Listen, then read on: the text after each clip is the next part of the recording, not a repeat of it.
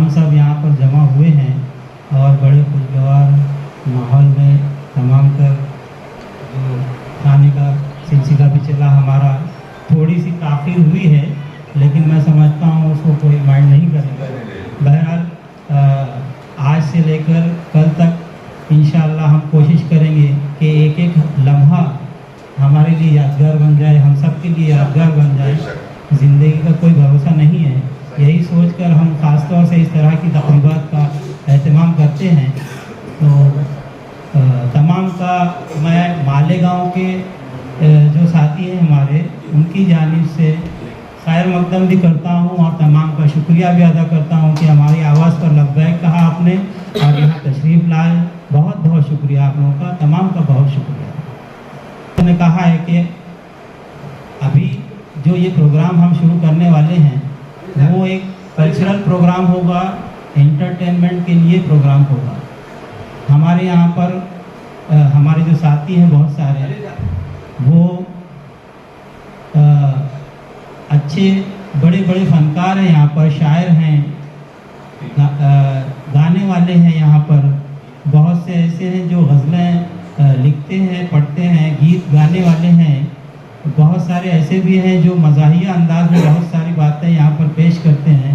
तो फ़न की कमी नहीं है, सलाहियत की कमी नहीं है, काबिलियत की कमी नहीं है। तो इसका भरपूर फ़ायदा आज के ये इस शब में हमको उठाना है और कोशिश करना है कि आज का ये जो इवेंट है, कल्चरल प्रोग्राम जिसको हम कह रहे हैं, वो बेहद कामयाब रहे।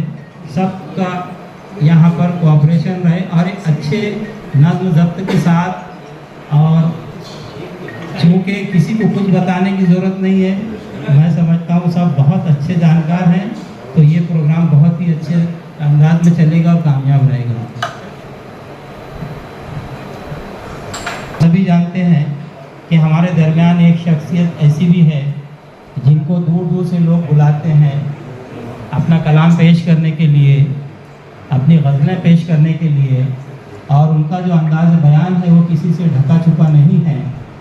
बेहद मुतासिर अंदाज में ये अपने कलाम को पेश करते हैं और हमें उन पर फ़ख्र है, हम तमाम साथियों को उन पर फ़ख्र है। तो सबसे पहले मैं मदू कर रहा हूँ हमारे साथी और शायर जनाब साबिर बनेरवी साहब से कि वो दरख्वास्त करता हूँ कि वो आएँ और जो भी करीब थे, इखलास के लिबास में जो भी करीब थे, उनकी अदाएं पुरफितन को जान तो गया, उनकी अदाएं पुरफितन को जान तो गया। और दौलत गई जो हाथ से तो इसका गम नहीं। आवाज़ नहीं आ रही बात, आवाज़ गई इसकी, छोड़ो ना इसका। अखलास के लिबास में जो भी करीब थे, उनकी अदाएं पुरफितन को जान तो गया, और दौलत गई जो हाथ से तो इसका गम नहीं, लेकिन मैं चंद लोगों को पहचान तो गया।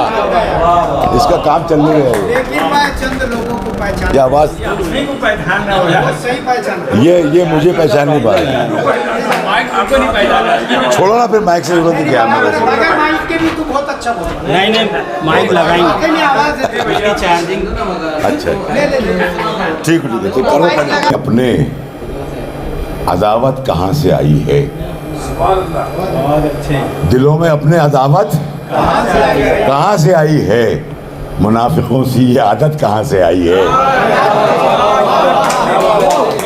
दिलों में अपने अदावत कहाँ से आई है? मुनाफिकों से ये आदत कहाँ से आई है? खुदा का घर तो इबादत के वास्ते है फ़कत, खुदा के घर में सियासत कहाँ से आई है? बड़े स्टेज पे पढ़ने का शेर है यार।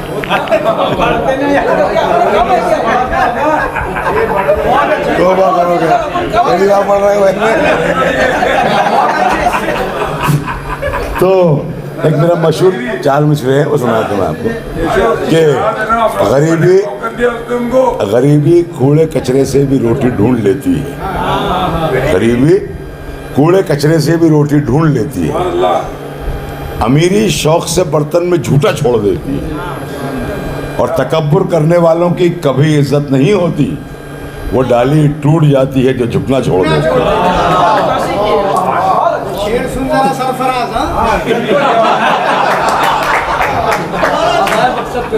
अब गरीबी कूड़े कचरे से भी रोटी ढूंढ लेती है। अमीरी शौक से बर्तन में झूठा छोड़ देती है और तकब्बुर करने वालों की कभी इज्जत नहीं होती। वो डाली टूट जाती है जो झुकना छोड़ देती है। बहुत अच्छे, बहुत अच्छे। एक नई गजल के 2-3 शेर जरा तवज्जो से सुनिए सर। उनके अरमान भी क्या ऐसे निकाले जाएं, उनके अरमान भी क्या ऐसे निकाले जाएं, साथ दस्तार के अब सर भी उछाले जाएं। उनके अरमान भी क्या ऐसे निकाले जाएं, साथ दस्तार के अब सर भी उछाले जाएं। मेरी आंखों से बहेंगे तेरे गम के गौहर, मेरी आंखों से बहेंगे तेरे गम के गौहर, इतने मोती कहाँ दरिया से संभाले जाएं। मेरी आंखों से बहेंगे तेरे गम के गौहर, इतने मोती कहाँ दरिया से संभाले जाएं। और दोनों ही शक्ल में ये इश्क ही रुसवा होगा, दोनों ही शक्ल में ये इश्क ही रुसवा होगा। हम तेरे शहर से निकले या निकाले जाएं, हम तेरे शहर से निकले या निकाले जाएं, हम तेरे शहर से निकले, ठीक है ना, या निकाले जाएं। मैं नई गजल के चंद अशार, लेकिन मुझे देख के पढ़ना पड़ेगा। कभी कभी तो बहुत जी जलाना पड़ता है, कभी कभी तो बहुत जी जलाना पड़ता है, उदास होते हुए मुस्कुराना पड़ता है। कभी कभी तो बहुत जी जलाना पड़ता है खुर्शीद सर, उदास होते हुए मुस्कुराना पड़ता है।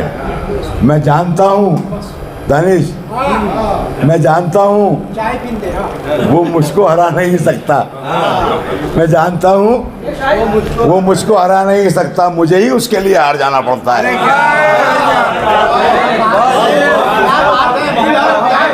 मैं जानता हूँ वो मुझको हरा नहीं सकता, मुझे ही उसके लिए हार जाना पड़ता है। और किसी से इश्क करोगे तो जान जाओगे, किसी से इश्क करोगे तो जान जाओगे, दिलों के बीच में जालिम जमाना पड़ता है, दिलों के बीच में जालिम जमाना पड़ता है। कभी तो अब देखिए सरफराज साहब, कभी तो लहजे का खंजर भी मार देता है और कभी तो आंखों से भी तीर खाना पड़ता है। एक नई गजल की 2-4 अशार तुझको नहीं, तो ये नहीं है बिल्कुल नहीं, ये नहीं है। शेर सुनिएगा, मतलब सुनाता हूँ कि तुझको मालूम न था, इस्तीफा मिया है, तुझको मालूम न था अहदे वफा से पहले, तुझको मालूम न था अहदे वफा से पहले, मरना पड़ता है मोहब्बत में क़ज़ा से पहले। तुझको मालूम न था अहदे वफा से पहले, मरना पड़ता है मोहब्बत में क़ज़ा से पहले। और मेरा ईमान लरस जाता है उस वक्त कि जब, मेरा ईमान लरस जाता है उस वक्त के जब याद आ जाते हो तुम जिक्र खुदा से पहले, याद आ जाते हो तुम जिक्र खुदा से पहले। नहीं, हमारा ईमान का लरस जाना ये नदामत है कि मैं मेरे पास में मेरे यहाँ जिंदगी रामत। तो इस कदर क्यों है मेरे कत्ल की उद्गत तुमको, इस कदर क्यों है मेरे कत्ल की उद्गत तुमको, मुझको राजी तो करो नाज़-ओ-अदा से पहले। राजी को करो, यानी राजी नहीं था अभी तक के। मुझको राजी तो करो। ऐसे बच्चे माँ बाप क्यों भेजते हैं मुशायरे में मालूम? उनको वक्त काफी मिल जाता है।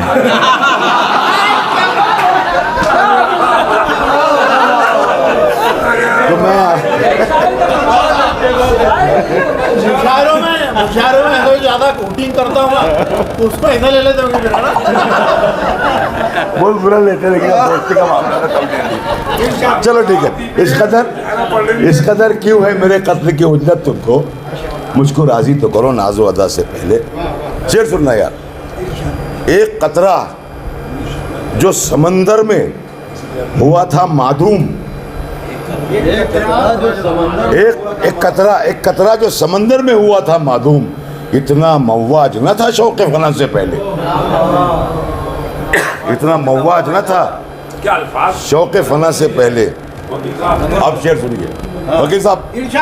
सबने रंगीनिए पैराहने तन को देखा, सबने रंगीनिए पैराहने तन को देखा, दिल किसी ने कहाँ देखा था दगा से पहले। दिल किसी ने कहाँ देखा था दगा से पहले। और कितना फैयाज है कि दस्ते तलब वा न हुए। कितना फैयाज है कि दस्ते तलब वा न हुए, और अता उसकी हुई मुझको दुआ से पहले। और अता उसकी हुई मुझको दुआ से पहले। बस अब आप दूसरे लोग भी पीछे आने वाले हैं। ठीक। हमने जो हमारे दोस्त साबिर साहब को यहाँ पर मदऊ किया, जिस मकसद के लिए मदऊ किया वो हमारा मकसद हासिल हुआ। महफिल की शानदार शुरुआत हो गई है और इसके बाद एक गीत पेश किया जाएगा। हमारे साथी पेश करेंगे नवाब सर आए नहीं, करेंगे। बहुत ही जॉली हमारे जो दोस्त हैं और जो अभी बहुत अच्छे से दाद भी दे रहे थे साबिर साहब को, जनाब वकील दानिश साहब अपनी गज़लों के साथ। फाका खुल गया भाई कई दिनों बाद में। अस्सलाम वालेकुम। सरफराज इधर देख जरा कि इबादतों की तरह मैं ये काम करता हूँ, इबादतों की तरह मैं ये काम करता हूँ। मेरा उसूल है मैं पहले सलाम करूँ और चंद शेर और पेश कर रहा हूँ। उसके बाद में एक तरस में, इसको भी हमसे मोहब्बत हो ये ज़रूरी तो नहीं। अब्दुल हक साहब, इसको भी हमसे मोहब्बत हो ये ज़रूरी तो नहीं, और इश्क ही इश्क की कीमत हो ये ज़रूरी तो नहीं। दोस्ती आपसे लाजिम है मगर इसके लिए सारे दुनिया से अदावत हो ये ज़रूरी तो नहीं। और मैं खुर्शीद साहब के लिए और शकील साहब के लिए और पूरे ग्रुप के लिए सारे दुनिया से अदावत करने के लिए तैयार हूँ। माशाअल्लाह। उसकी वजह ये है कि 1990 में बीएड करने के बाद में सबको एक जगह लाने का क्रेडिट अगर किसी को जाता है तो इन हजरात को जाता है। इसके लिए तालियां हो जाएगी।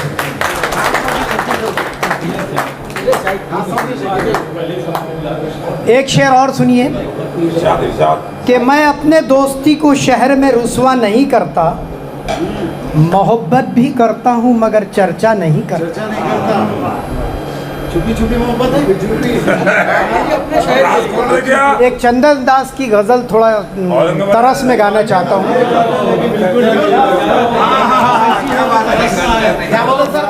एक चंदन दास साथ छूटेगा कैसे मेरा आपका,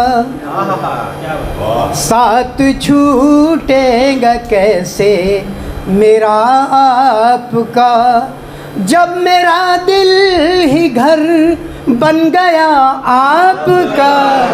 साथ छूटेगा कैसे मेरा आपका,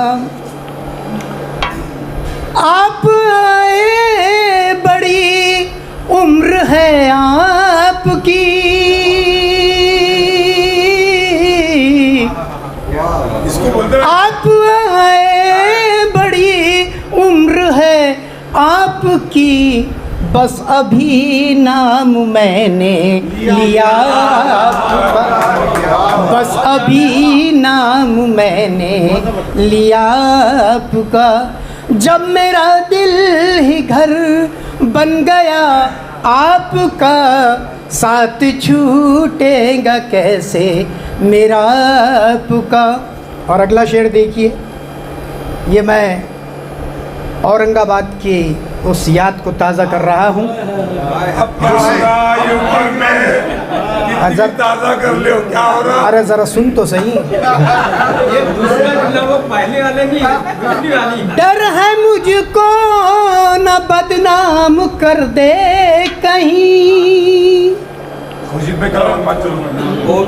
डर है मुझको न बदनाम कर दे कहीं, इस तरह प्यार से देखना, क्या बात है? इस तरह प्यार से देखना आपका। जब मेरा दिल ही घर बन गया आपका, साथ छूटेगा कैसे मेरा आपका। एक आखिरी शेर पेश कर रहा हूँ। इरशाद आपकी एक नजर कर गई क्या असर, 1900 वाली आपकी एक नजर आपकी एक नजर कर गई क्या असर, मेरा दिल था मेरा हो गया, मेरा दिल था मेरा हो गया आपका। जब मेरा दिल ही घर मुकर्रर सरफराज अफीफा क्या लगा अफीफा है, रोज बोल लेते नाम क्या था उसका? जब मेरा दिल ही घर, अरे सुन रहे जरा सुनना, क्या पचक पचक पचक पचक करता है, सारे मुशायरे का किरकिरा कर दे रहा। इतने अचड़िया मुंह में लाके गा रहा मैं, यार तेरे को कदर नहीं है जरा सी। वो जितना पढ़े ना उसमें इतना, कमाल है यार, अभी तक जितना पढ़े, आपकी नजर कर रहा था। अभी तक जितना पढ़े उसमें इतना मजा नहीं आया जितना अभी मजा आया। बहरहाल मैं लतीफा है वो पीछे से सदर साहब यकीन मानिए ये चंदन दास की गज़ल थी, नहीं सर आखिरी जो और एक 2 लाइन की गज़ल, अगर आप मेरे को इजाज़त दे दें। नहीं तो भाई अब्दुल हक साहब, तू मेरे शहर का है, मुझे थोड़ा सा मैं भी दांत दे रहा था बड्डे तेरे को, ऐसा नहीं है। तो आगे बढ़ने देता हूँ तो उसका काम निकल गया उसका।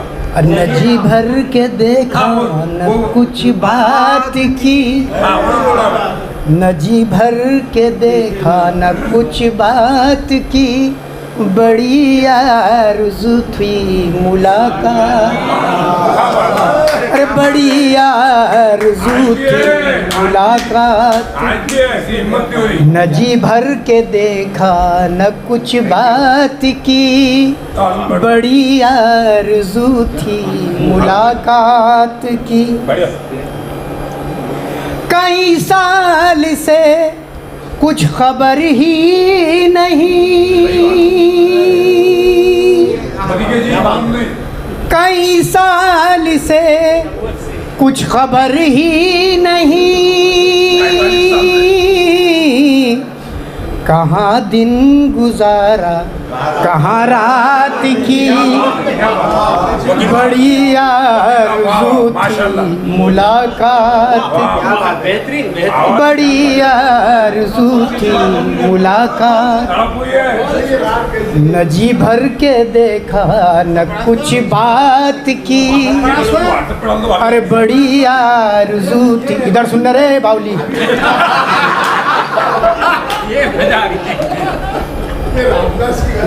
उजालों की परियां, भले ही वो जज्बात अब नहीं है लेकिन जज्बा देखिए क्या है।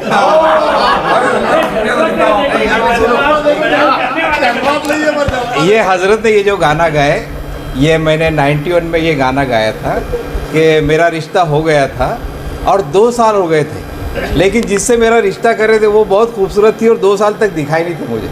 फिर मैंने वहाँ कुछ स्कूल के मैडम लोगों को एडजस्टमेंट किया, बराबर सेटलमेंट किया और उन्होंने स्कूल में मुझे ले जाके दिखाया। तो उस वक्त ये गाना मैंने गाया था जो आज हमारे वकील साहब ने सुना। शेर सुनिए, मैं नज़र कर रहा हूँ, हमारे शकील साहब को ये शेर।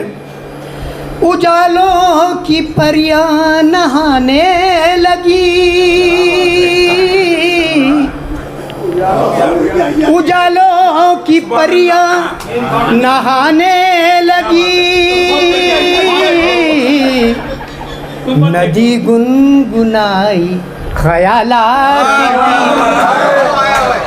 नदी गुनगुनाई, अबे तालाब नहीं नदी बोल रहा मैं, नदी गुनगुनाई ख्यालात की, अरे बड़ी आरज़ू थी मुलाकात की। क्या बात है। आखिरी शेर पढ़ रहा हूँ। मैं चुप था वो चलती हवा रुक गई,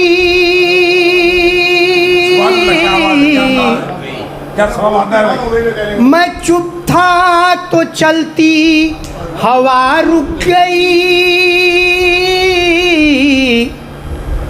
जुबां सब समझते थे जज्बात, जुबां सब समझते थे जज्बात की, अरे बड़ी आरज़ू थी मुलाकात। उसको तीसरी की आरज़ू है। आखिरी शेर पढ़ रहा हूँ। उससे दांत सीता, अरे दांती दे रहा हूँ, डिस्टर्ब कर रहा हूँ, दांती दे रहा। हाँ, तुझे चाहिए क्या? मेरे हाथ।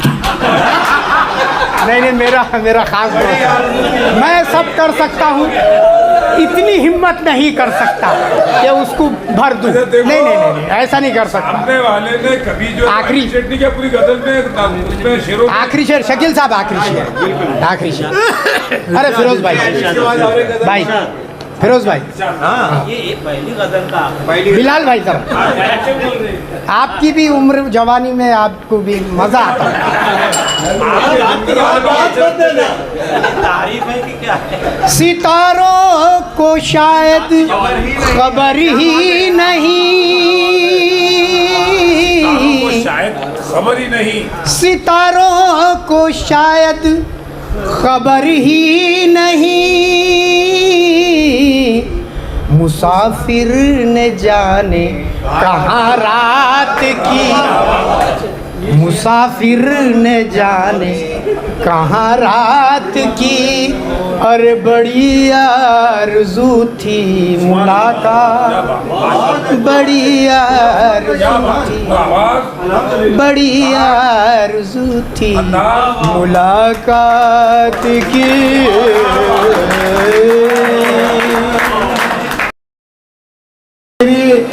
दरखास्त है, रिकॉर्डिंग तो हो रही बाकायदा। तो ये जो गजल पढ़े अभी वकील साहब ने, ये गजल जरूर मुमानी को सेंड करना, पक्का। हाँ, लड़े आपस में वो हम लोग सरदारी को ब्लॉक में मिले, शकील सर ने कैसी सुनाई थी वो भी हो जाता है।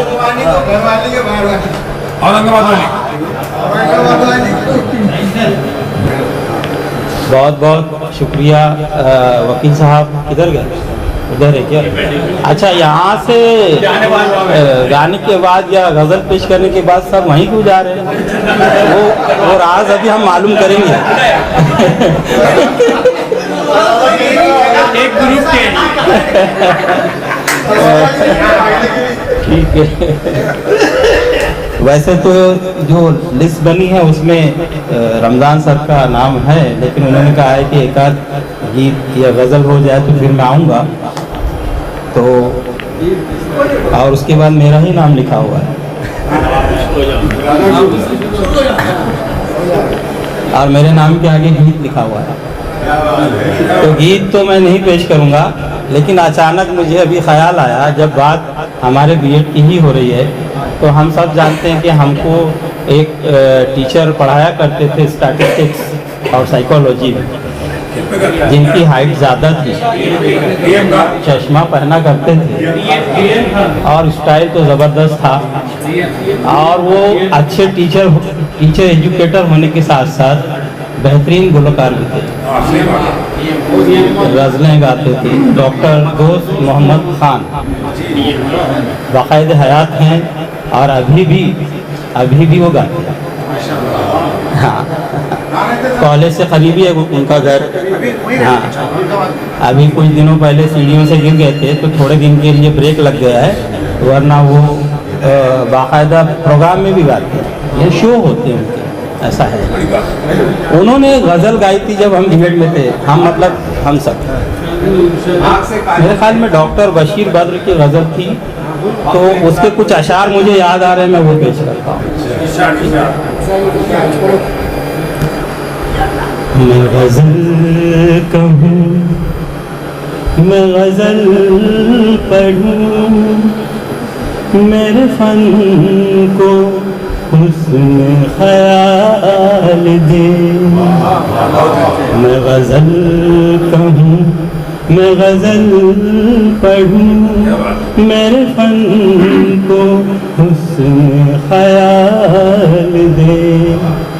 मेरा गम ही है मेरी मिल्कियत, मेरे दिल को रंजो मलाल दे।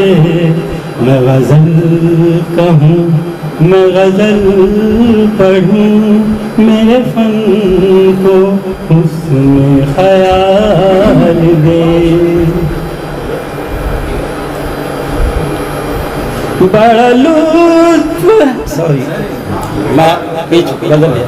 बड़ा लुत्फ है इन पत्थरों को शिकम से बांध के सो रहूं।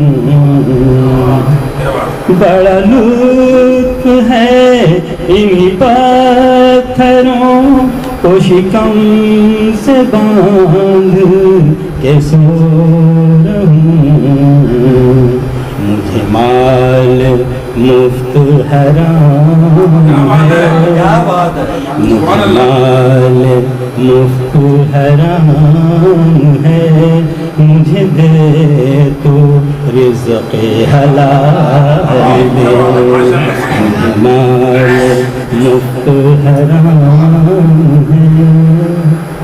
सभी 4 दिन की है चांदनी, ये रियासतें, ये वज़ारतें।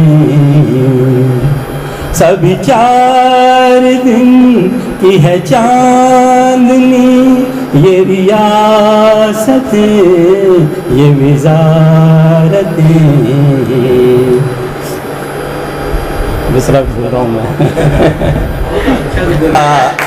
सर, इसके बाद आप गीत सुनेंगे सर, इस पर सुनेंगे सुना के। हाँ, रमजान सर एक गीत म्यूजिक के साथ पेश करने वाले हैं, फिल्म धर्मवीर का गीत, जिसको शायद मोहम्मद रफ़ी ने गाया है ना, और गीत के बोल हैं, ओ मेरी महबूबा तुझे जाना है तो जा। चले गई।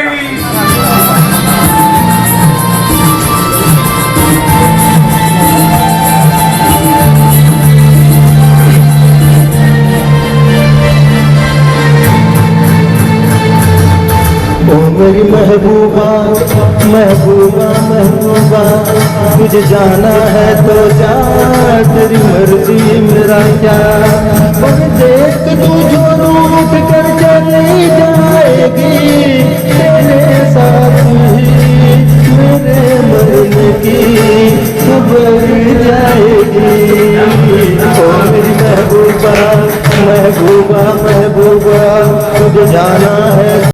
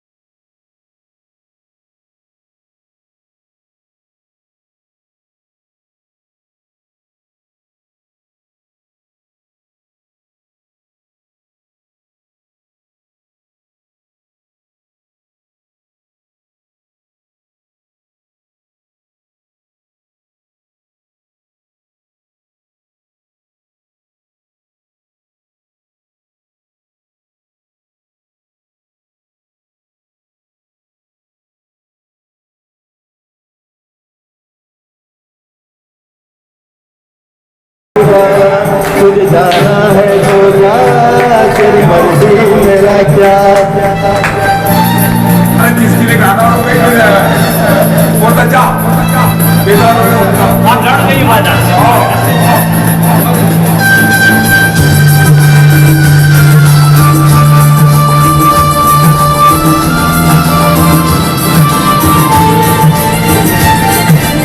जो भी हूँ मेरी इस प्रेम कहानी का, जो भी हूँ मेरी इस प्रेम कहानी का, और क्या होगा मेरी मुख जवानी का। आशिक हूँ मैं तेरे दिल में रहता हूँ, अपनी नहीं मैं तेरे दिल की कहता हूँ। तौबा तौबा फिर क्या होगा के बाद में तू रोज पछताएगी, ये रुत प्यार की जुदाई मेरी गुजर जाएगी। ओ मेरी महबूबा महबूबा महबूबा, तुझे जाना है तो जा, तेरी मर्जी मेरा क्या।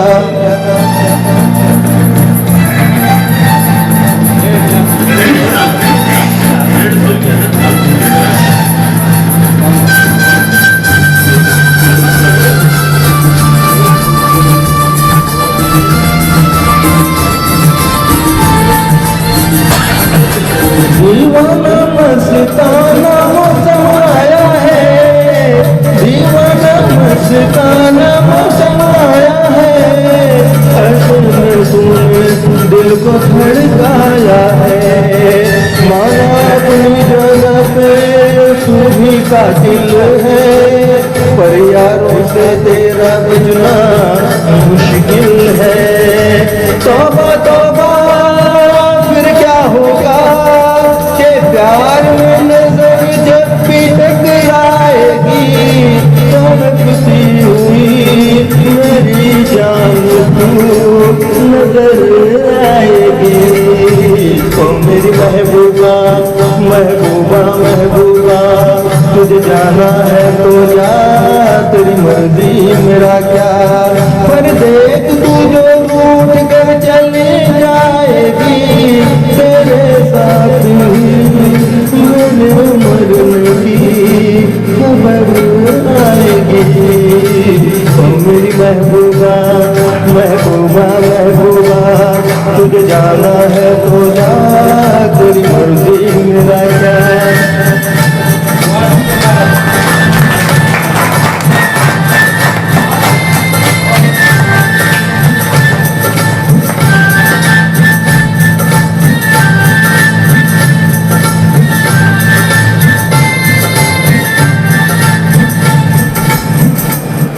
तेरी आँखों के सिवा दुनिया में क्या है। तेरी आँखों के सिवा दुनिया में रखा क्या है। ये उठे सुबह चले, ये झुके शाम ढले, मेरा जीना मेरा मरना इन्हीं पलकों के तले। तेरी आँखों के सिवा दुनिया में रखा क्या है।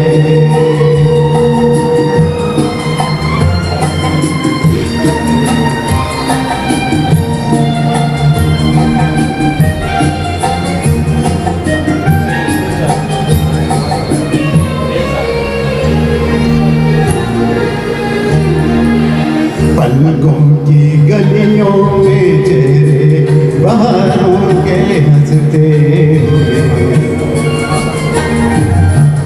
है, मेरे ख्वाबों के क्या क्या नगर इनमें बसते हुए। पलकों की गलियों में चेहरे बहारों के हंसते हुए, ये उठे सुबह चले, ये झुके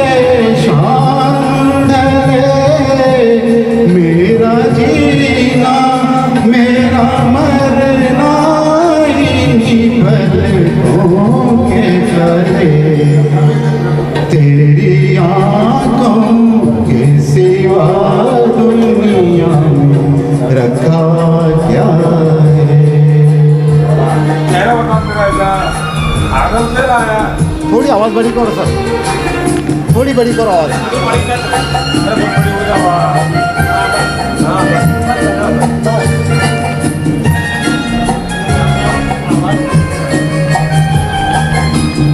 इनमें मेरे आने वाले जमाने की तस्वीर है,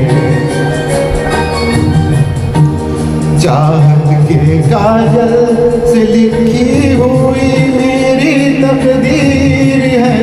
ओ, इनमें मेरे आने वाले जमाने की तस्वीर है। ये उठे सुबह चले, ये झुके शाम ढले, मेरा जीना मेरा मरना इन्हीं पलकों के तले, तेरी आँखों के सिवा दुनिया में रखा क्या है।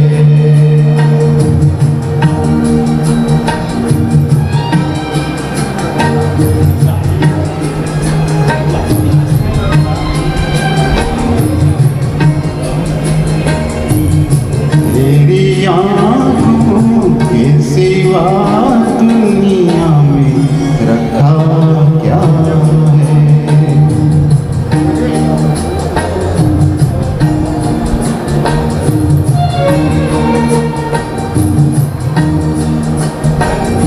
तेरी आँखों के सिवा दुनिया में क्या बात है रखा। क्या बात है। एक्चुअली गीत पेश करते वक्त वो बंद कर दो सर, वो बंद कर दो। इनको साउंड की ज़रूरत पड़ती है तो रमज़ान सर के वक्त शायद ये चीज़ रहेगी, दूसरे गीत में हो जाए तो दूसरे गीत में ज़रूर हो। हाँ सर, कोई रहता है, कोई रहता है, क्या लगा तुमने? ऐसा कैसा तुम रहती हो, कोई रहता है। कोई रहता है। कौन रहता है ये? अब वो कौन है तो वो बताएंगे ना।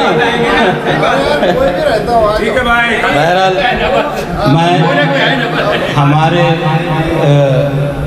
हारून सर को जो जिन्होंने अभी तक मेरे ख्याल में अपना तारुफ भी पेश नहीं किया है, इससे पहले वो शरीक नहीं हो सके थे। बॉम्बे में इन्होंने अपनी पूरी खिदमत अंजाम दी हैं वहाँ पर जो कॉरपोरेशन की स्कूल है उसमें, और बहुत ही कामयाबी के साथ तमाम उन्होंने जो सर्विस का एक दौर गुजारा है, तो सबसे पहले तो मैं उनको मुबारकबाद पेश करता हूँ और उसके बाद मैं उनको मदू करता हूँ कि वो एक अच्छा सा गीत जो ऑलरेडी अनाउंस हो चुका है एक खूबसूरत अंदाज में, खूबसूरत आवाज़ में पेश करें। हम सब खुशी हुई और मैं चाहता हूँ कि अल्लाह ताला दोबारा हमें एक साथ मिलने की जल्द से जल्द तौफीक मैं नहीं माफ़ करना, मैं आता नहीं थी, मेरी तबीयत की, हाँ समझ लो भी लाया गया है। मैं आता नहीं हूँ लेकिन अभी भी इजाज़त देना पड़ता है क्या? इजाज़त तो हर वक्त लेना पड़ती है, उसमें क्या है। अभी आप उस उम्र तक नहीं पहुँचे हो, वक्त उम्र तक तो आप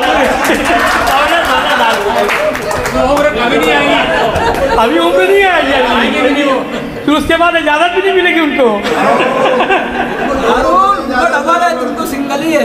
कौन डबल हो सिंगल हो सब वही चलता है। डबल वाले को ऑप्शन रहता है, ट्रिपल की तैयारी है।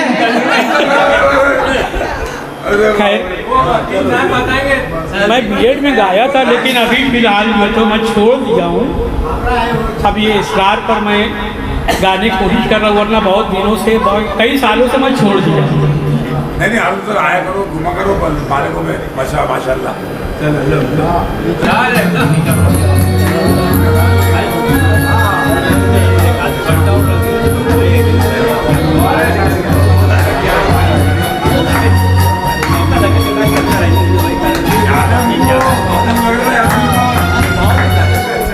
पल पल दिल के पास तुम रहती हो,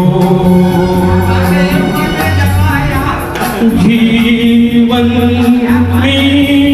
की प्यास तुम कहती हो,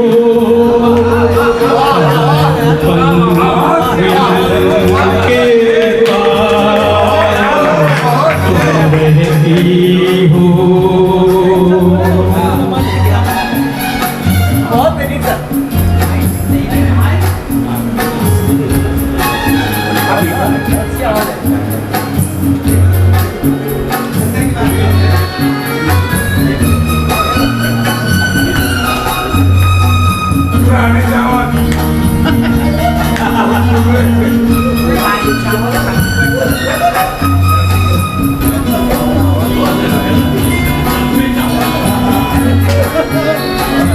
हर शाम आँखों पर तेरा चल लहराए, हर रात यादों की बारात ले आए,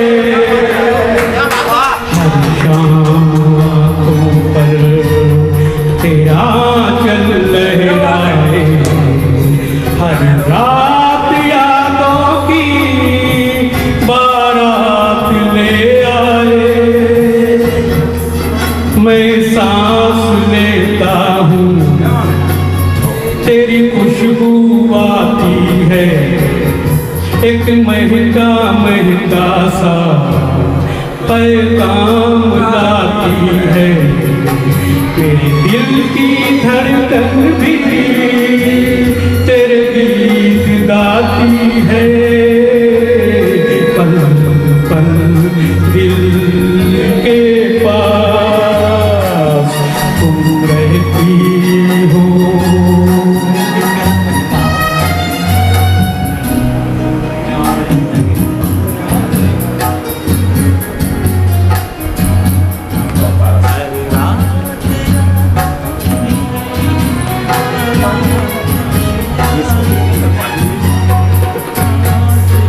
कल तुझको देखा था मैंने अपने आंगन में, जैसे कह रही थी तुम मुझे बांध लो बंधन में। कल तुझको देखा था मैंने अपने आंगन में, जैसे कह रही थी तुम मुझे बांध लो बंधन में। ये कैसे सपने हैं, ये कैसे रिश्ते हैं, बेगाने होकर भी क्यों अपने लगते हैं। मैं सोच में रहता हूँ, डर डर के कहता हूँ, पल पल दिल के पास तुम रहती हो, जीवन मीठी प्यास तुम कहती हो, पल पल दिल के पास तुम रहती हो।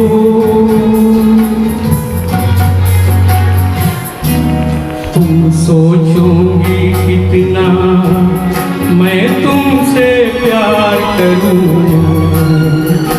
तुम समझोगी दीवाना मैं ये इकरार करूं।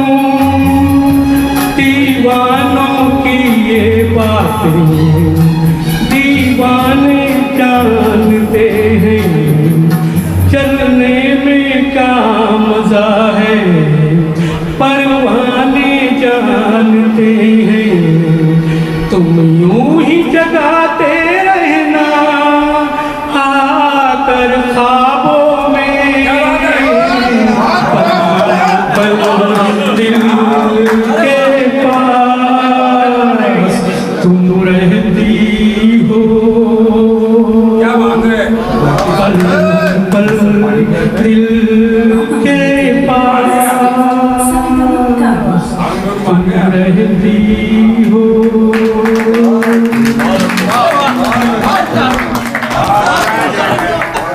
अभी तक के मेरा नज़रिया ऐसा था हारून सर के ताल्लुक से कि खुदा जाने कैसा ये फैशन है उल्टा, खुदा जाने कैसा ये फैशन है उल्टा कि दबाती है मुर्गी तो दबता है मुर्गा। लेकिन अब मुझे ऐसा लग रहा है कि वो चैलेंज कर दिए कि अगर तू रूठ कर चली जाएगी तो मैं दूसरी लेकर आ जाऊँगा। है ना, हम तो सुबह से जो लगे हुए एग्जर्शन से हमारा बुरा हाल हुआ है, पैरासीटामोल खाकर आए थे काम में। मैं ये जो गीत इन्होंने पेश किया उसकी एक लाइन क्योंकि जो म्यूज़िक का पार्ट है थोड़ा सा मैं पेश करना चाहता हूँ।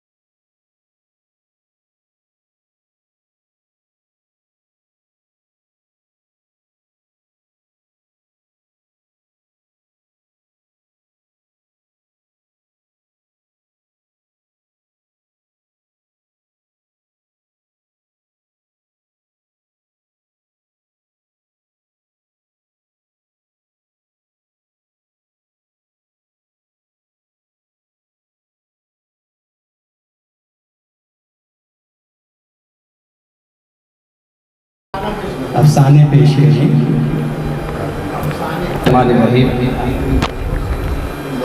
आज इस महफिल में सबसे बड़ी खुशी की बात यह है कि हमारे सलीम साहब हज की अदायगी से अभी तशरीफ़ लाए। ये हमारी महफिल वाकई बाबरकत हो गई है उनके आमद से। मुझे शायरी से बहुत ज़्यादा रग़बत है, शौक़ भी है। अब्दुल हक के अक्सर मैंने गज़लें उनकी वो मुझे माइक पर सुनाते रहते हैं, फ़ोन पर हमारी डिस्कशन चलता है। लेकिन मैं अफसाने लिखता हूँ और वो भी लिख रहा हूँ 1985 से। जब मैं बीएड में आया था उससे पहले मैंने अफसाने लिखना शुरू कर दिया था। अजीम सर जो हमारे 6 महीने के बाद में आए थे, उन्होंने एक दिन मुझसे कहा कि मैं तुम्हें थोड़ी शक्ल से पहचान रहा हूँ, तुम कौन हो? मैंने कहा मैं जमील आफ्ताब। तो बोले आप अमरावती के हो? मैंने हाँ सर, चांदू बाजार का। तो हाँ, बोले मैंने तुम्हारे ये पढ़ा, मैं मैगज़ीन लाऊंगा। उन्होंने मैगज़ीन लाए, मुझे बताया। मेरा उसमें शॉर्ट जो अफसाने आते थे, मैं पहले शॉर्ट अफसाने लिखता था। उन्होंने देखा, मेरी तारीफ़ की। और उस वक्त जब मैं बीएड में आया था तो मैं आपको ये बता दूँ कि मेरी शादी के सिर्फ 6 दिन बीते थे। मैं बीएड में आया, अजीम सर से कहा, अजीम सर ने मुझे बहुत ज़्यादा छूट भी दी। मैं थोड़ा ज़्यादा गांव में भी रहा, फिर आता रहा कभी कभी। बहरहाल एक शेर सुनाऊंगा और वो शेर सरफराज सर जा चुके हैं, उनकी नज़र कर रहा था मैं। हाँ वही सुन लेंगे। कांटों को हिकमत से फूल बनाया है, कांटों को हिकमत से फूल बनाया है, बस्ती में जिसने स्कूल बनाया है। ये बहुत अच्छी बात है उन्होंने कहा। और इसी तरह हमारे दोस्त अब्दुल हक के लिए कि तंग आके एक शायर कल मर गया बेचारा, तंग आके एक शायर कल मर गया बेचारा, फिर चीथड़े बदन पर था 3 दिन का फाका, जिस दम सड़क से लाशा उसकी पलट के देखा, धरती पे वक्त आखिर उंगली से दिया था, कितना अजीब दर है ये गुलसिता हमारा, सारे जहां से अच्छा हिंदुस्तान हमारा। ये नहीं है। तंग आके एक शायर कल मर गया बेचारा, ये चीथड़े बदन पर था 3 दिन का फाका, जिस दम सड़क से लाशा उसकी पलट के देखा, धरती पे वक्त आखिर उंगली से लिख दिया था, कितना अजीब दर है ये गुलसिता हमारा, सारे जहां से अच्छा हिंदुस्तान हमारा। अफसाना क्या है ये आप समझ लीजिए। मैंने आपके लिए शेर पेश किया था, सरफराज सर, कांटों को हिकमत से फूल बनाया है, बस्ती में जिसने स्कूल बनाया है। तो ये अफसाने क्या है, मैं शॉर्ट में बोलूँगा, 5-10 मिनट में अपनी जगह लूँगा। अफसाना ये है कि आप चलते फिरते रास्ते से जो आपको लगता है कि ये समाज की सच्चाई है, उसको लफ्ज़ों में पेश कर देना, इस लफ्ज़ों को हार की शक्ल में पुराने का नाम है अफसाना। तो मैंने ये पुराने की कोशिश की है। पिछले दिनों आपने देखा होंगे कई बार ये आता है शकील साहब के फला स्कूल में टीचर ने ऐसा कर दिया, फला लड़की के साथ में उसका ये हो गया, फला लड़की के साथ ऐसा कर दिया। उस पर एक शॉर्ट 3-4 लाइन की मेरी कहानी, उसके बाद एक और कहानी और फिर शॉर्ट कहानी सुना के मैं अपनी जगह लूँगा। तो बेटी घर पर आई जो 3री क्लास में थी, माँ बाप में बात चल रही थी, वो बच्ची के कानों पर रकात आई। बात ये, माँ बाप जो है दोनों मियाँ बीवी बात कर रहे थे कि बोले क्यों, मैंने सुना कि फलां स्कूल में ऐसा ऐसा हो गया, टीचर ने खुद उस बच्ची के साथ में ऐसा कर दिया। कहानी का नाम सुन लीजिए आप, बदमाश। तो मैंने सुना है कि उसने ऐसा ऐसा कर दिया टीचर ने। तो बीवी भी परेशान, बोले हाँ क्या करना, लेकिन अल्लाह का शुक्र है कि हमारे स्कूल में पता नहीं कैसा है, ये तो सामने वाली स्कूल है और ये गैरों की स्कूल है, वहाँ ऐसा होता रहता, लेकिन हमारे स्कूल में अभी तक सुनने में नहीं आया। ऐसी बात चल रही है। वो बच्ची आ गई थी, उसने सुना कि मेरे माँ बाप भी बात कर रहे थे, उसने वो जब आई उसने बुलाया, माँ ने बुलाई, बेटे बोले तुम्हारे यहाँ सारा मामला अच्छा है, तुमने भी हमारी अभी बात सुन ली है। तो बोले हाँ हमारे सर तो बहुत बदमाश है। तो बोले क्या? हाँ बोले हमारे सर बहुत बदमाश है, वो तो हमारे साथ ऐसा करती क्यों नहीं। ये बदमाश कहानी 2 लफ्ज़ों में, 1.5 लफ्ज़ों में अफसाना पुरोया जाता है। मैंने एक अफसाना लिखा था, कंसेशन। एक बच्चा जो जिसकी उम्र जो है मुश्किल से यानी 12-13 साल की रही होंगी, वो तवाइफ के कोठे पर पहुंचा और तवाइफ के कोठे पर पहुंचने के बाद में उसने एक उम्र रसीदा जो यानी उम्र दराज एक औरत थी, उसकी तरफ देख के और बस्ता काने पर लटका हुआ, उसकी तरफ का क्या स्टूडेंट कंसेशन भी देती है, क्या स्टूडेंट कंसेशन भी देती है। उसने बच्चे की तरफ देखा और अजीब सी नज़रों से उसको देखा और बोली हाँ बेटे क्यों नहीं। तो ये 2-2 लफ्ज़ों में कहानियाँ होती हैं, छोटी सी। अब कहानी आपको सुना रहा हूँ, आपको यानी बिल्कुल आपको ये समझिए कि आपके पैरों के तले की ज़मीन खींच लेंगी, ये मेरा दावा है। मैं भूत नहीं हूँ। मेरी यानी किताबें तो मैंने दिया, लेकिन ऐसा है ज़माना बड़ा यानी आज का जो है, मैं भूत नहीं हूँ। ज़माना ऐसा है कि बहुत तेज़ रफ्तारी से गुजर रहा है, हमारे पास भी वक्त नहीं है किताबें पढ़ने का, सोशल मीडिया से जुड़े हुए हैं, लेकिन वो कहानी मेरी छपी हुई है। मैं भूत नहीं हूँ। एक बंद कमरा है, बंद कमरे में 4 दोस्त शराब पर शराब पी रहे हैं, उनकी पैक की बोतलें खाली पर खाली होती चली जा रही हैं, बोतलों का ढेर लग गया। उसी असल में वो जो मौजू छेड़ा हुआ है उन्होंने, बिजलियाँ चमक रही है, बरसात हो रही है और बादल गरज रहे हैं और वो बंद कमरे में बात कर रहे हैं भूत प्रेत की। एक कहने लगा मैंने सुना है ये आजकल भूत प्रेत बड़ी ताकत से लोगों के पीछे लगे हुए हैं। दूसरा साथी कहने लगा हाँ यार मैंने भी सुना है, मैंने तो ये सुना है कि ये तो मरने के बाद ही पीछा छोड़ते हैं। दूसरे साथी ने कहा। तो तीसरा साथी बोला बोले मुझे तो बड़ा डर लगता है। उसी असला में उनका 5वां साथी जो बाहर से आया, एक नौजवान लड़की को जिसका बहुत ज़्यादा भीगे हुए उसके कपड़े उसके बदन से चिपक गए थे, एक 14-15 बरस की बच्ची को उठाकर लाया और कहने लगा लो साथियों अब शराब के साथ शबाब का भी मजा लूटो। कहानी का नाम याद रखिएगा, मैं भूत नहीं हूँ। लो साथियों अब शराब के साथ शबाब का भी मजा लूटो।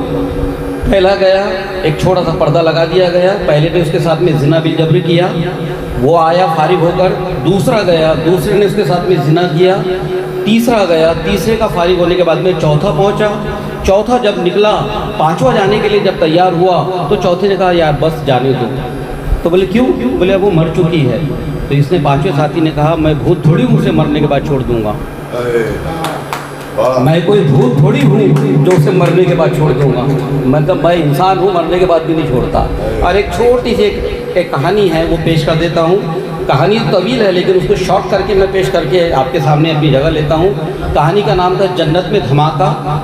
अब मुझे बहुत से लोगों ने कहा जब मैं ये किताब मेरी शाये हुई तो बोले जन्नत में धमाका, धमाके बोले कि जन्नत में भी होने लगे, दुनिया में होते, मतलब ये दुनिया भी जन्नत का धमाका है। तो एक छोटी सी कहानी है। तो यानी एक ऑफिसर है, उसका बार बार तबादला होता रहता है और आज फिर वो जब आया अपनी बीवी से कहने लगा कि अपना तबादला तो अजीब सी जगह हो गया। तो बोले कहाँ? बोले कश्मीर हो गया। तो बीवी खुश होने लगी कि बोले ये तो बहुत अच्छी बात है। तो इसने बीवी से कहा कि मैं जब भी ट्रांसफ़र होता है अपना तो तू सबसे ज़्यादा खुश हो जाती है, मैं नाराज़ हो जाता है कि मुझे नई जगह हो जाएगी, नए लोग मिलेंगे, नए ऑफिसर मिलेंगे, अब ना जाने कैसा माहौल होगा। तो बीवी ने कहा नहीं नहीं, मुझे तो सब में रचने बसने की आदत है और अब चलते हैं, बहुत अच्छी बात है, कब जाना है? तो इसने कहा कि भाई 8 दिन में तैयारी करना है, हमें वहाँ जाना है। तो ठीक है बोले। ये वहाँ पहुँचे, इनका पूरा इन्हें अपना साजो सामान लेकर वहाँ पहुँच गए। वहाँ उनको एक क्वार्टर भी मिल गया इत्तेफाक से। क्वार्टर में पहले से भी बहुत सारे लोग रह रहे थे और इसकी बीवी का नाम था कशिश। और अफसाना निगार या शायर जो भी है बराबर ज़मीन व आसमान के गुलाबे मिलाता है। तो बोले ये इसकी बीवी का नाम कशिश है, वहाँ जो मालकिन रहती थी उसका भी नाम कशिश। ये गया तो बोले भाई मेरी बीवी का नाम, आपका भी नाम कशिश, बड़ी अच्छी बात है, रहने लगे। अब इसके जहन में वही बात कि ये जो है मेरी बीवी से भी ज़्यादा खूबसूरत है। और ये आज के दौर का जो है ये अलमिया है। बहुत सारे लोग जो है, बहुत सारे घरों में बहुत सारी मलाई होती है, घरों की बहुत ज़्यादा अच्छी बीवियाँ होती है, लेकिन फिर भी वो इधर उधर मुंह मारते रहते हैं, उनके मुँह पर ये तमाचा है मेरी कहानी। तो ये वो बोले वो उसने देखने लगा, उसके जहन में ये बात कि मुझे कब मौका मिलेगा और कब मैं ये जो है ये दूसरी जो कशिश है जो यहाँ रहती है मैं इससे मेल जोल बढ़ाऊँगा और इसके साथ में मैं अपने यानी मुँह काला करूँगा। उसके जहन में ही बात। तो वो ऑफिस जाता, ऑफिस से आता, कभी बीवी को देखता, कभी उसके घर में पहुँचता और कभी कभी वापस आता। और ये उसकी बीवी समझ नहीं पाती कि ये क्यों ऐसा चक्कर है। एक दिन जब देखा उसने कि भाई बीवी को फ़ोन लगाया, बीवी को फ़ोन लगाने के बाद में बीवी सोई हुई थी, वो फ़ोन नहीं उठा रही, समझ गया कि सोई हुई है। उसी वक्त वो ऑफिस से आ गया। आने के बाद में वो सबसे पहले वो वहाँ पहुँचा, उसको पहले फ़ोन लगाया वो जो कशिश थी कि मैं आ रहा हूँ। तो उसने कहा कि आइए ना, आपका तो वेलकम है, मैं तो कई दिन से आपसे बात करना चाह रही थी और अब आप आ जा रहे हैं। तो वो इसके जहन में लगा कि भाई आग दोनों तरफ बराबर लगी हुई है, चलो अब चलते हैं। वो यहाँ पहुँचा, इत्र वगैरह लगा कर आया। आने के बाद में वो यहाँ पर पहुँचने के बाद में वो उसके पास में बैठा और ये सोचने लगा कि मेरी जाके बीवी को देखा कि तो सोई भी है और ये भी तैयार है और मैं भी तैयार हूँ, चलो देखते हैं। तो बोले मैं भी आपसे कई दिन से एक बात करना चाह रही हूँ। कहानी का नाम आपके जहन में जन्नत में धमाका। तो बोले मैं कई दिन से आपसे एक बात कहना चाह रही थी, तो बोलो ना। बोले ये बोले इसने सोचा कि पहले इसकी ज़ुबानी सुन लेते हैं कि ये क्या कह रही है, तो बोलो ना आप क्या चाहती हो।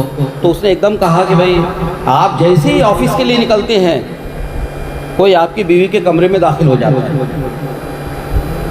यहाँ कहानी खत्म हो रही। जैसे ही आप ऑफिस के लिए निकलते हैं आपके बीवी के कमरे में कोई गैर मर्द आ जाता है। मैं आपको ये बताना चाह रही थी। ये कहानी का नाम था जन्नत में धमाका। यानी ये सपने सजाया था कि मैं इसके साथ ये कर लूँ और उसकी बीवी इसके साथ में ऐसी यानी इस तरह के हालात थे।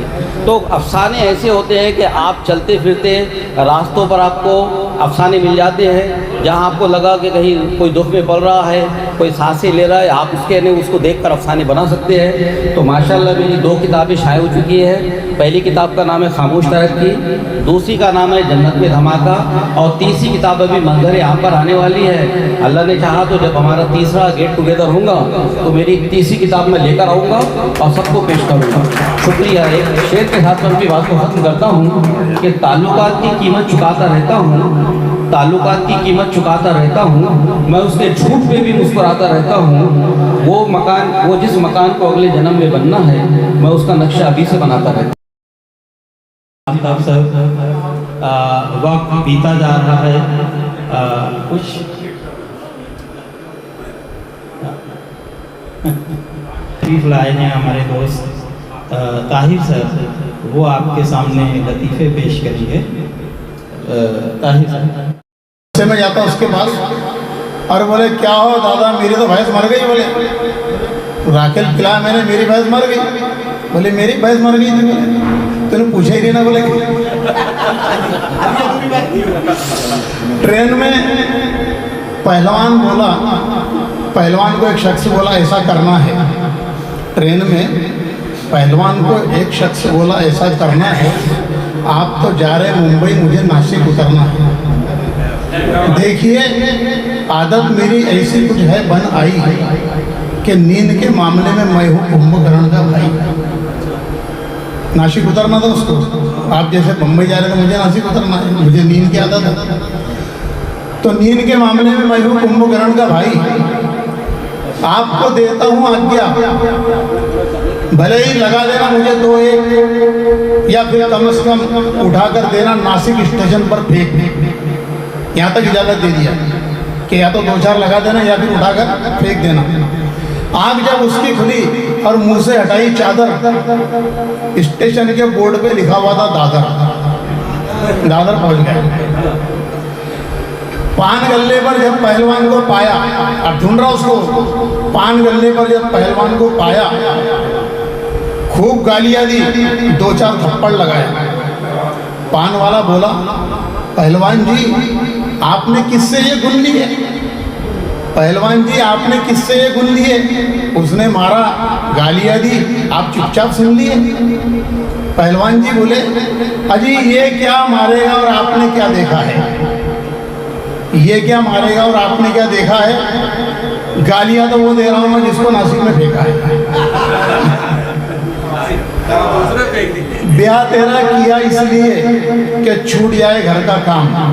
बूढ़ी माँ नौजवान बच्चे को कह रही है कि ब्याह तेरा किया इसलिए कि छूट जाए घर का काम, लेकिन पलंग पर बैठी दुल्हन तेरी सुबह शाम काम करने को तैयार नहीं है। माँ और बेटे ने प्लान बनाया कि छीन लेना मुझसे झाड़ू, सामने उसके आज शाम। जैसे वो बैठी है, मैं झाड़ू मारूंगा तो तुम मेरे हाथ में झाड़ू छीन लेना। उसको शर्म आई थोड़ी, छीन लेना सामने उसके झाड़ू मुझसे आज शाम, शायद लगे उसे शर्म और करने लगे वो घर का काम। प्लान के मुताबिक जो है इनका ड्रामा शुरू हुआ। झाड़ू लगाने पर माँ बेटे में जो तक तक होने लगी, दुल्हन उठी पलंग से और करीब आकर कहने लगी कि घर के काम पर आप झगड़े और मैं रहूं गुमसुम। घर के काम पर आप झगड़े और मैं रहूं गुमसुम। एक दिन कर लेगी ये, दूसरे दिन कर लेना तुम।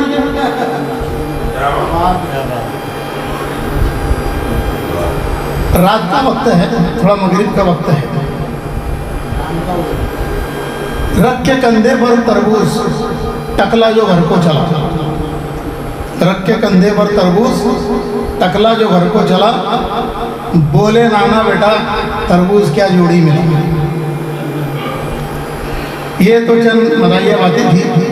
अब मैं जो बात, जैसे हमारे जमील आफ्ताब साहब जो है मुसन्निफ है, अब अफसाना निगार है, मैंने भी कुछ तहकीकाती काम किया हूँ, तो मैं ख़ास तौर पर बताना चाहता हूँ कि अल्लाह के रसूल सल्लल्लाहु अलैहि वसल्लम के दुनिया से चले जाने के बाद खिलाफत को लेकर जो मामला पेश आए, खुलफाए राशिदीन ने खिलाफत को बचाने के लिए क्या किया और दुश्मनान इस्लाम ने खिलाफत को मौलियत में बदलने के लिए क्या किया, तो इसका ऑथेंटिक जायज़ा मैंने तकरीबन 18 किताबों से उसका अर्थ निकाला हूँ।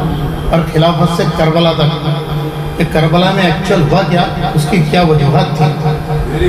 ये एक तहकीकाती काम जिसको मुझे तकरीबन 7.5 साल लगे थे। ये किताब जो मेरी पब्लिश हुई है रहमानी पब्लिकेशन पर, वो खिलाफत से करबला तक वो किताब मौजूद है। और वो किताब चूँकि एक नाजुक मसला है, सेंसिटिव मसला है, बड़ी बारीकीनी से और खौफ खुदा और खौफ आखिरत के साथ कि किसी सहाबी की शान में कोई मामूली गुस्ताखी भी इंसान के तमाम आमाल को अकारत कर देगी, इस एहसास के साथ वो किताब का मैंने मजमूआ जमा किया हूँ। और वो एक ऐसी किताब है कि जिस पर आज तक अल्हम्दुलिल्लाह किसी भी मकतब फिक्र ने कोई ऑब्जेक्शन नहीं लिया और उस किताब की सराहना की गई है। एक दूसरा तहकीकाती काम मैंने ये किया हूँ कि कुरान की चंद आयतों की मैंने साइंटिफिक तशरीह की है। जैसे क़यामत में अल्लाह ताला ये फरमाता है कि समंदर भड़का दिए जाएंगे।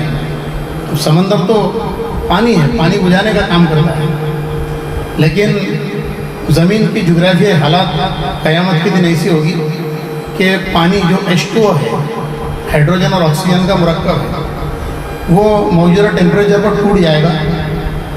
हाइड्रोजन उस टेम्परेचर पर जलने लगेगी और ऑक्सीजन उसको जलने में मदद देगी, और समंदर इस तरह से जो है पेट्रोल बन करके ये भड़कने लगेगा। फिर इसी तरह से जैसे सूरह यूनुस में अल्लाह ताला इरशाद फरमाता है, फल यौमान नज्जिका बिबदनी का लितकुना खल्फका आया, फिरौन के ताल्लुक से कि अब तो हम तेरी लाश ही को बचाएंगे ताकि तू आने वाली नस्लों के लिए इबरत बने। अब फिरौन की लाश आज भी है, और किसके अंडर में है? इस्लाम की दुश्मन कुव्वतों के अंडर में है। मिस्र में ना फिरौन की लाश, इस्लामी हुकूमत नहीं है वहाँ पर। अब ये कुरान में जो बात बताई गई कि तेरी लाश को हम क़यामत तक बचा के रखेंगे, क्या उन लोगों को मालूम नहीं है बात?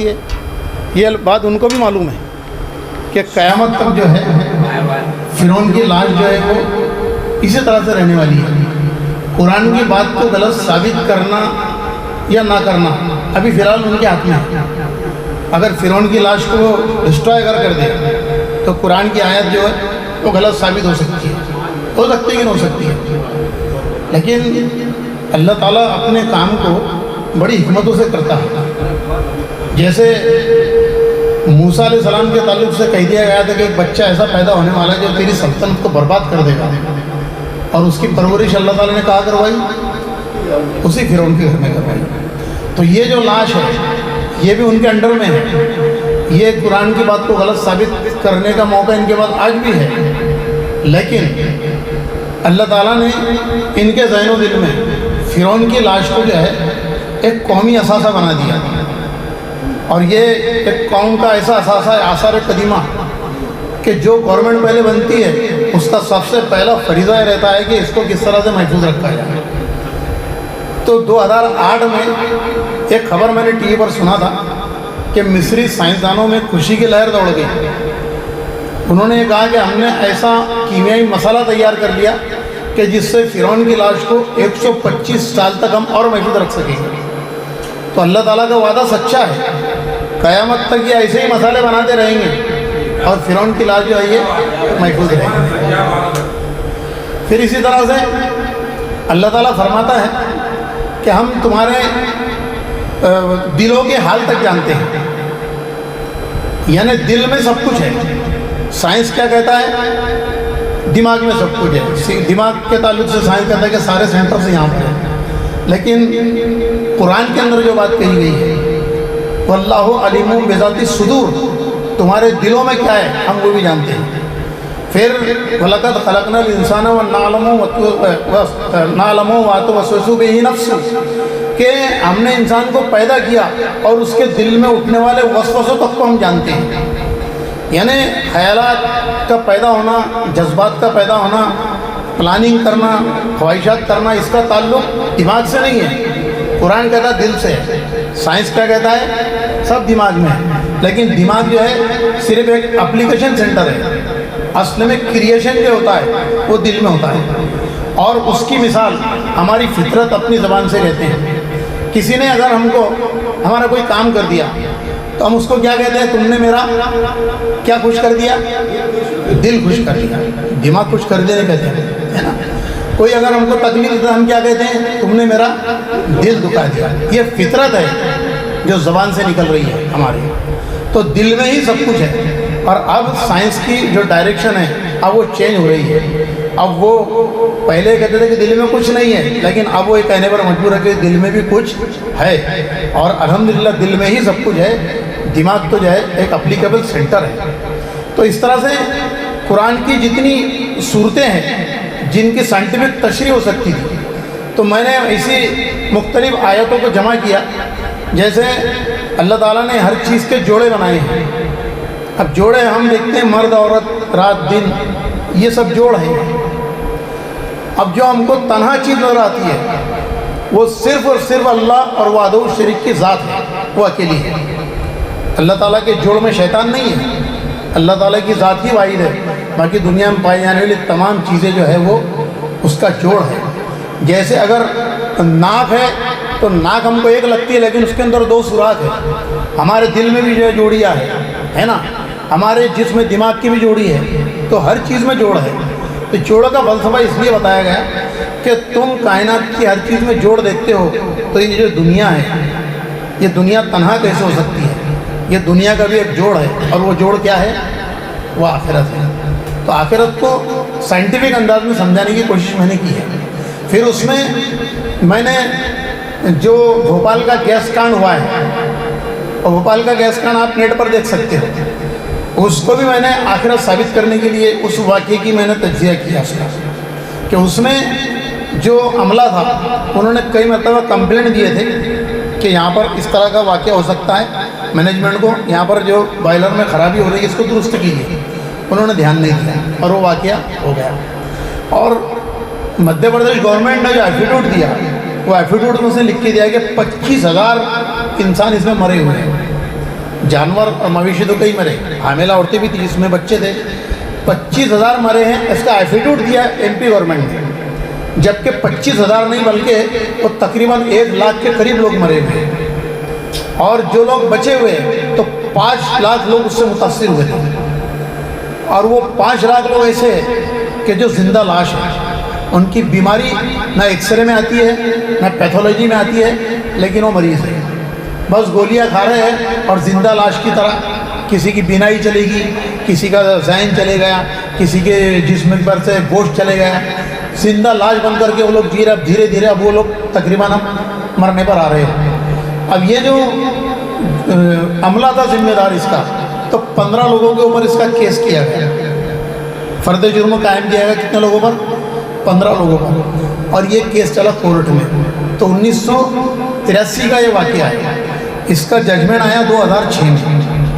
तकरीबन जो है 26 साल के बाद, 26-28 साल के बाद जो है इसका जजमेंट आया। और जजमेंट आया तो क्या सज़ा दी गई कि ये 15 लोगों को 2-2 साल की सज़ा और 20-20 हज़ार रुपये इनका जुर्माना। 5 लाख लोगों को जिंदा लाश बनाने की सज़ा और तकरीबन 1 लाख लोगों को जान से मारने की सज़ा। क्या? 2 साल की सज़ा और 20,000 जुर्माना। अब क्या हमारा जहन कबूल करता है इस बात को? उनको तो कई सज़ा मिलना चाहिए, उनको ऐसी सज़ा मिलना चाहिए कि रहती दुनिया तक लोग देख सके। और फिर उसमें ये हुआ कि 15 लोगों में से जब केस चलते रहा तो उसमें 8 लोग पहले मर चुके, बचे सिर्फ 7 लोग। और 7 लोगों के ऊपर जो है कि सज़ा दी गई। अब जो 8 लोग मर गए उनका क्या? जो लोग जिंदा लाश बन गए उनका क्या? तो ये जो दुनिया है, ये दुनिया में ना किसी को उसकी अच्छाई का पूरा सिला मिल सकता है और ना किसी के जुर्मों का उसको पूरी सज़ा मिल सकती है। और सज़ा और जज़ा मिलने की जगह वो सिर्फ और सिर्फ आखिरत है। तो हम गैर मुस्लिमों को भी इस पॉइंट से जो है, किसी भी वाक़े को ले लीजिए आप, अगर किसी के घर वाला का मर्डर अगर हो गया तो मर्डर अगर हो जाता है और मरने वाले के जो मारने वाले को सज़ा मिलती है, तो ये लोग क्या कहते हैं? उसको सज़ा मिल गई दुश्मन को, मारने वाले को, तो लोग क्या कहते हैं इंटरव्यू में कि आज हमको इंसाफ मिल गया। अब हालांकि इंसाफ क्या है? इंसाफ ये नहीं है, इंसाफ ये है कि तुम्हारा जो बेकसूर शख्स मारा गया उसको ज़िंदगी मिलना चाहिए, ये इंसाफ है। मारने वाला चाहे मर जाए या जी ले, उससे तुमको क्या फ़र्क पड़ने वाला है? तुम्हारा शख्स जो मर गया, तुम्हारी ज़िंदगी में जो फ़र्क पड़ गया, वो फ़र्क की भरपाई इस सूरत में होना चाहिए कि उसको ज़िंदगी मिलना चाहिए। लेकिन यहाँ पर ज़िंदगी मिल सकती है? नहीं मिल सकती है। इसलिए तमाम वाक़यात जो है आखिरत साबित करते हैं। तो ये ऐसी बातें मेरे उस कुरान और साइंसी तहकीकात के नाम से उस किताब में भी जो है मैंने उसको ऐड की है। ये भी रहमानी पब्लिकेशन पर ही किताब है। और अल्हम्दुलिल्लाह जो है इसके अलावा मैंने और 3 और किताबें जो ट्रांसलेशन भी किया मैंने। और अभी भी मैं रिटायर हो गया, लेकिन अल्हम्दुलिल्लाह सिलेबस में अभी भी मेरी 5 तैयार की हुई किताबें अभी भी शुरू है। वाटर सेफ्टी 10वीं का जो शुरू है वो मेरा तैयार किया हुआ है। और अतीक सर भी यहाँ बैठे हुए हैं। क्या अतीक सर? साइंस एक्टिविटी जो है 9वीं और 10वीं की वो मेरी तैयार की हुई है।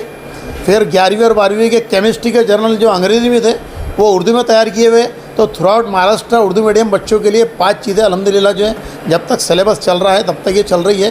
अल्लाह का एहसान है। अस्सलाम और दीन को साइंस से जोड़ने का जो काम कर रहे हैं, या कुरान में जो आप साइंस ढूंढ रहे हैं, मुझे याद आ रहा है कि हमारे जो एक टीचर थे साइंस मेथड पढ़ाते थे, क्या अजीम सर पढ़ाते थे ना साइंस मेथड, तो उनका पीएचडी का टॉपिक ही ये था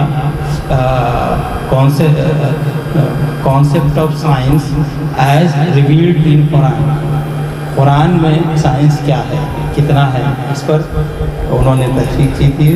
और उनका तो बहरहाल जगह जगह पर उन्होंने तकरीरें भी की थी। रात बहुत ज़्यादा बीत चुकी है, एक आखिरी इवेंट हम लेंगे। हमारे बिलाल सर यहाँ पर तशरीफ़ ला रहे हैं कुछ लतीफ़ों के साथ। बात असल में ऐसी है कि आम तौर पर होता है लतीफ़ा बाद मरतबा ऐसा होता है कि खुद ब खुद बन जाता है। अब इत्तेफाक से कि मेरे यहाँ इत्तेफाक ऐसा हुआ कि 2 पोते मेरे पास आए, बोले दादा अब्बू 5-5 रुपये दो। अब उनको मैं डाटा भी जाऊँ, मुझे काम है, बोले नहीं 5-5 रुपये देना पड़ेगा। अब मैं आगे बढ़ा, फिर पीछे आ गया।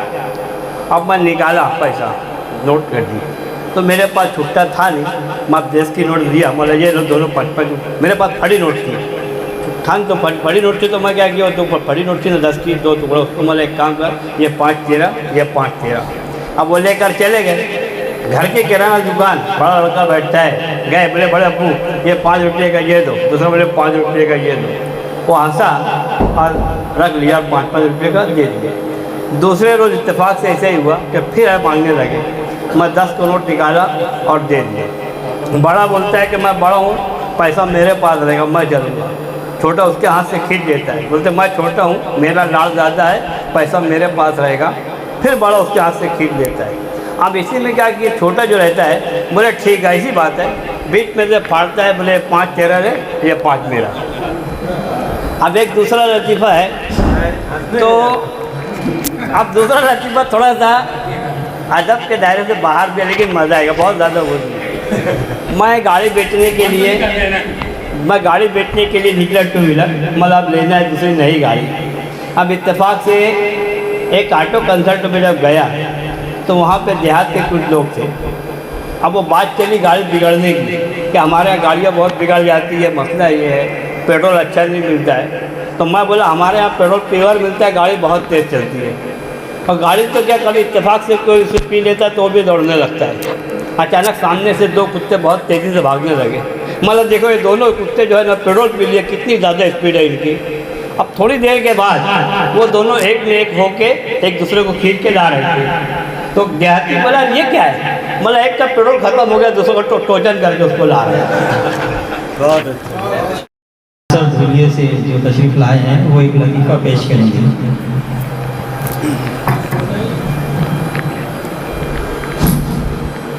एक रेलवे स्टेशन पर रेल जाने के लिए खड़ी होती है।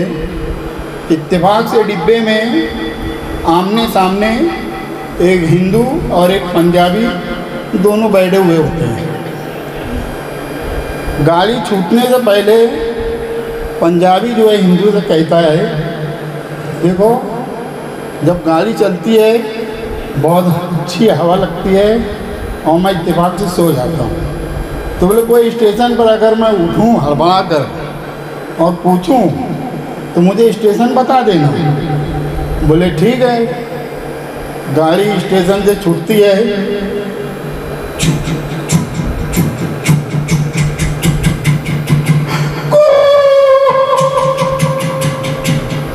इत्तेफाक से स्टेशन आता है, गाड़ी थोड़ा धक्का लेकर रुकती है। हाँ, पंजाबी को एक आदत ये भी होती है कि वो सो जाता है और खर्राटे लेता है। तो जब गाड़ी चलती है और ये सो जाता है तो खर्राटे लेता है।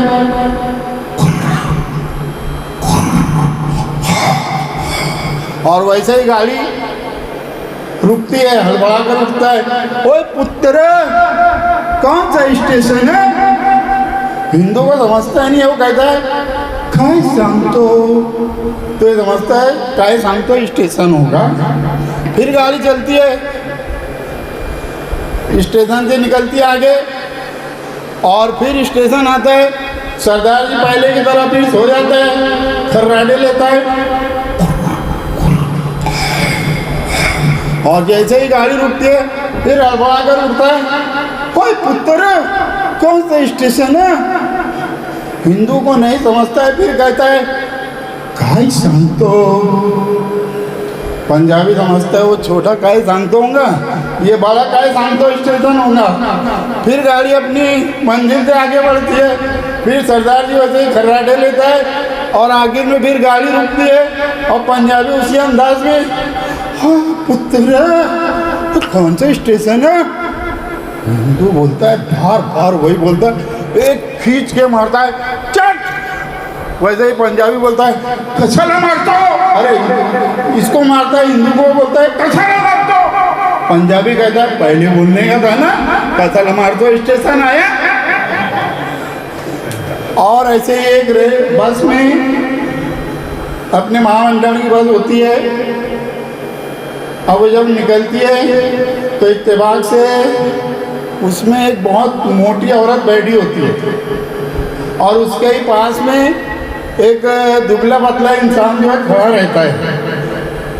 अब एसटी चलती है, अब हमारे यहाँ के रास्ते तो कैसे हैं, एसटी चलती है खूब उछलते कूदते हुए, एक जगह बहुत खड्डा आता है, इतनी जोर में बस चलती है कि जो आदमी खड़ा रहता है वो उछलकर उस मोटी औरत की गोद में बैठ जाता है।